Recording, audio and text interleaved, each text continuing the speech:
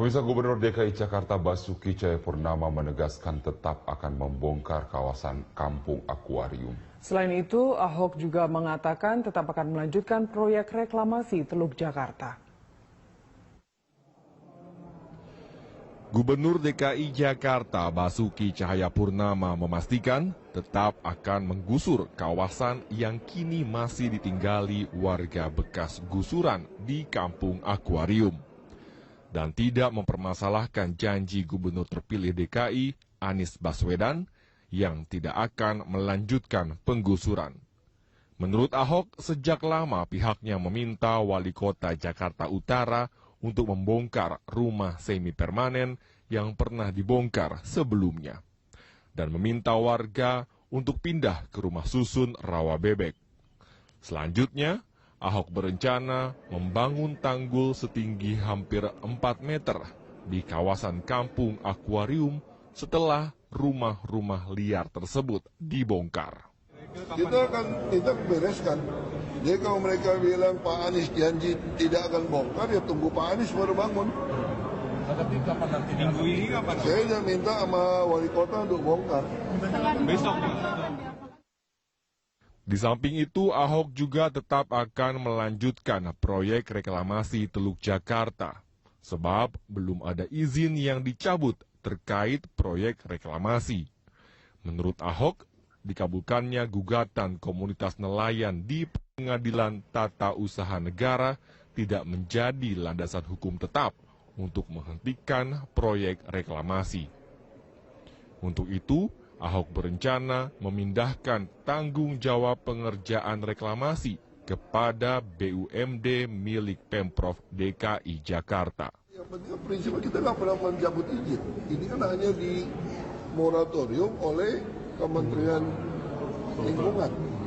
Jadi kalau beliau udah lepaskan lagi, ya jalan aja. Orang kita nggak pernah bikin surat berhenti kok. Ahok mengatakan jika Kementerian Lingkungan Hidup dan Kehutanan mencabut moratorium reklamasi Teluk Jakarta, maka proyek reklamasi tersebut akan kembali dilanjutkan. Cikal Multazam, Muhadsin Jalal, Berita 1, Jakarta. Terima kasih pemirsa, kita kembali di News on the Spot. Menghindari adanya petugas parkir liar yang ada di Erpetra Kalijodo, Pemprov DKI Jakarta berencana mengubah sistem parkir dari mesin parkir meter menjadi sistem gate atau gerbang. Untuk informasi selengkapnya kita bergabung dengan reporter Tezar Aditya dan juru kamera Rio Cornelianto serta pilot drone Muhadsin Jalal dari Erpetra Kalijodo. Ya Tezar, pantauan siang ini apakah sistem gate ini sudah diberlakukan?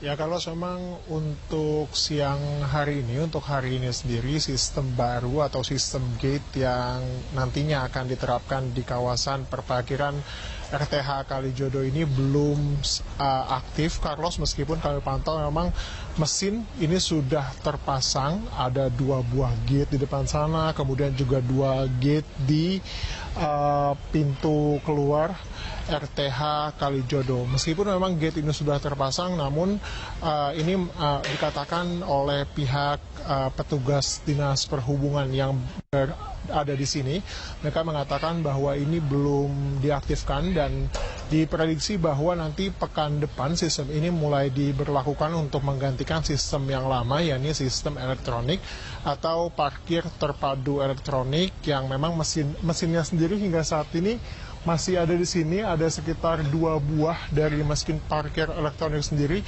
yang memang nantinya akan dicabut setelah sistem baru ini diaplikasikan di kawasan RTH Kalijodo. Dan memang Dinas Perhubungan sendiri sementara ini masih menggratiskan untuk mereka atau para pengunjung yang melakukan berkunjung ke RTH Kalijodo untuk parkir di kawasan ini diberlakukan penggratisannya selama masa uji coba sebelum nanti akhirnya sistem ini diberlakukan. Dan memang Dinas Perhubungan sendiri menyatakan bahwa nantinya sistem ini sendiri diklaim akan menurunkan potensi adanya parkir liar di kawasan Kalijodo, termasuk juga ada aksi premanisme. Memang yang sebelumnya banyak dilaporkan oleh warga yang berkunjung ke kawasan Kalijodo. Sementara itu memang Dinas Perhubungan juga nantinya berencana akan menggaet Karang Taruna dari pemuda-pemuda Karang Taruna yang ada di kawasan Kalijodo ini untuk menjadi juru parkir jika nantinya sistem ini diaktifkan. Kemudian juga Dinas Perhubungan juga nanti akan bekerjasama dengan PT Bina Marga untuk meminjam wilayah di bawah kolong tol yang ada di dekat kawasan Kalijodo ini, sehingga nantinya kolong-kolong tol ini bisa dijadikan kantong parkir jika kemudian kawasan Kalijodo ini penuh parkirannya, karena biasanya pada akhir pekan, Carlos, kawasan Kalijodo ini menjadi salah satu wisata alternatif bagi masyarakat Jakarta yang juga ingin tahu bagaimana perubahan rupa Kalijodo dahulu dan juga saat ini. Demikian, Carlos. Iya, Tessa, lalu apa kemudian tanggapan masyarakat dengan rencana pengubahan sistem parkir ini? Setiap ada perubahan tentunya ada pro kontra di dalam masyarakat, di mana kita tahu sendiri bahwa hingga saat ini memang belum ada tarif yang ditetapkan oleh Dinas Perhubungan, tapi informasi sementara yang kami dapat bahwa nantinya sistem parkir dengan menggunakan sistem gate ini sendiri bersifat progresif, yakni untuk motor Rp2.000 per jamnya dan untuk mobil Rp5.000 per jamnya. Hingga saat itu kami belum mendapatkan informasi apakah nanti ada batas atas terkait dengan sistem progresif ini. Tapi jika kemudian sistem ini yang digunakan adalah sistem progresif, masyarakat juga banyak yang agak keberatan dengan sistem ini karena nantinya parkir di Kalijodo ini akan semakin mahal karena ini ditentukan oleh berapa lamanya Anda parkir di kawasan Kalijodo ini. Dan memang untuk idenya sendiri, untuk tujuan dari adanya gate ini sendiri, mereka mengapresiasi bahwa nantinya premanisme dan juga aksi pungutan liar juga tentunya akan dapat diminimalisir dengan adanya sistem ini. Tapi untuk tarifnya, mereka sendiri sedikit mengkritisi jika kemudian tarif progresif ini diberlakukan. Dan berikut adalah beberapa opini dari masyarakat terkait dengan penggunaan sistem parkir gate ini. Ya, kalau soal itu sih gimana ya, kalau kita bikin di baratnya 2.000 per jam ya kan kayaknya nggak cocok gitu. Nah, tapi kalau 5.000 ya standar lah, itu kita udah seharian gitu. Saya pernah parkir juga di sini mobil, saya kira pakai itu juga nggak relevan lah, ya kan. Kalau saya sih pengunjung maunya ya coba tolong bagaimana lagi gitu merubahnya parkirannya gitu. Saya mau mengikuti aja. Tapi enakan sistem ngambil tarif gini apa sistem langsung bayar tuh, Pak? Ya sistem langsung bayar lah. Iya. Gubernur DKI Jakarta Basuki Cahayapurnama hari ini menghadiri acara penanaman pohon persahabatan dalam rangka 100 tahun kemerdekaan negara Finlandia. Kita akan ketahui informasi itu dengan bergabung dengan reporter Ismail dan juru kamera Gerald Dwitama. Mael, boleh diceritakan seperti apa penanaman pohon yang dilakukan hari ini oleh Basuki Cahayapurnama?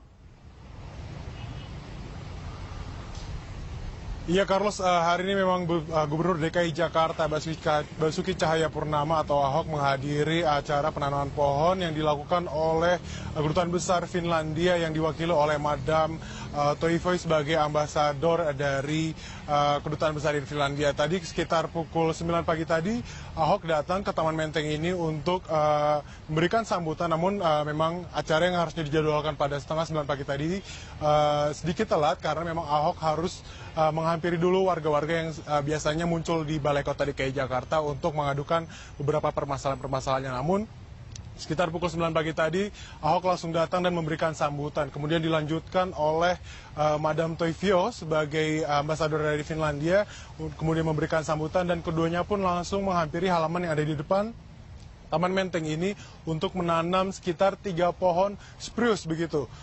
Nama dari pohon tersebut yang tadi disebutkan pula bahwa pohon spruce ini merupakan pohon yang memang sering diketemui di negara Finlandia sejak 50 tahun yang lalu.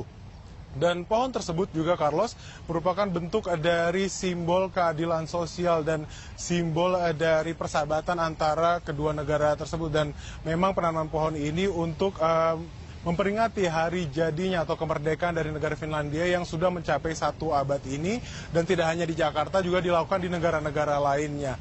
Begitu, Carlos.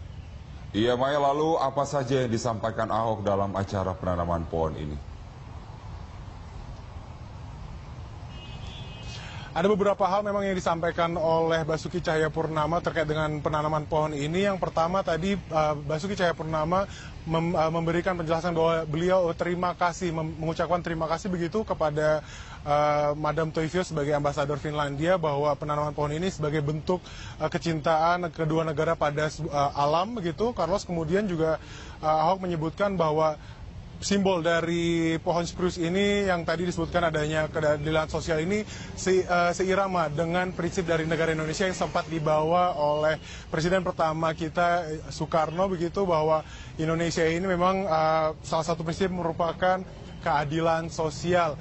Nah, begitu juga Carlos, tadi Ahok juga sempat menyebutkan kepada Madam Toivio bahwa baiknya ke depannya agar Finlandia dan Indonesia menjalin kerjasama dalam bidang-bidang lainnya seperti pendidikan, yang memang kita ketahui bahwa Finlandia ini merupakan negara yang maju dalam tingkat pendidikan, kesejahteraan rakyatnya, dan penghasilannya. Dan berikut kita cuplik pernyataan dari Basuki Cahayapurnama. Ya, kita harus mencontoh, kalau lihat negara-negara Skandinavia kan paling maju ya. Dari sisi penghasilan, sisi kebahagiaan penduduknya, pendidikannya. Nah, kita harapkan kerjasama ini sudah 100 tahun. Kita 71 nih.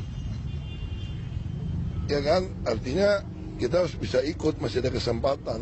Orang-orang kita juga ada banyak yang sekolah di sana. Udah banyak juga yang jalan-jalan ke sana. Nah, kita harap kita bisa mengikuti kemajuan mereka. Ya, tanam pohon ya persahabatan. Ya, pengennya kita tetap bersahabat. Ya udah, kita datang, itu aja.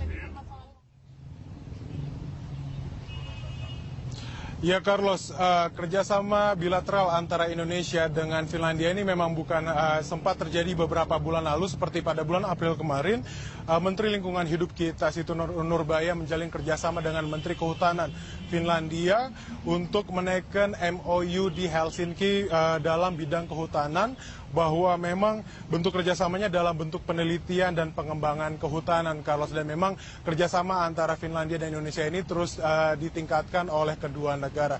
Itu yang dapat saya laporkan dari Taman Menteng ini. Carlos, kembali ke Anda. Ismail Reza, terima kasih atas informasinya dari Taman Menteng. Selamat bertugas kembali. Gubernur DKI Jakarta Basuki Cahayapurnama mengatakan bahwa ia berencana membuat program televisi berjudul Ahok Show. Rencana ini ia lakukan setelah masa jabatannya sebagai Gubernur DKI Jakarta berakhir. Sebelumnya beredar spekulasi mengenai langkah Ahok berikutnya setelah masa jabatannya berakhir pada Oktober nanti. Berbagai spekulasi bermunculan, ada yang mengatakan Ahok akan menjadi Gubernur Bali, ada yang akan menjadi menteri hingga staf kepresidenan. Namun Ahok membantah kabar tersebut. Ia mengatakan akan menjadi pembicara pada program televisi. Ahok akan melanjutkan program Ahok Show yang selama ini ia lakukan selama masa kampanye. Ahok menyatakan ia ingin Ahok Show bisa ditayangkan di stasiun televisi. Gimana curhat gitu. Sebel deh, kenapa dia gitu ya? Aduh, gitu. Saya udah putuskan, selesai ini saya akan jadi pembicara saja. Mau nggak masuk partai politik, nggak jadi menteri, nggak jadi staf presiden, semua nggak. Aku mau bikin Ahok Show dengan salah satu stasiun TV.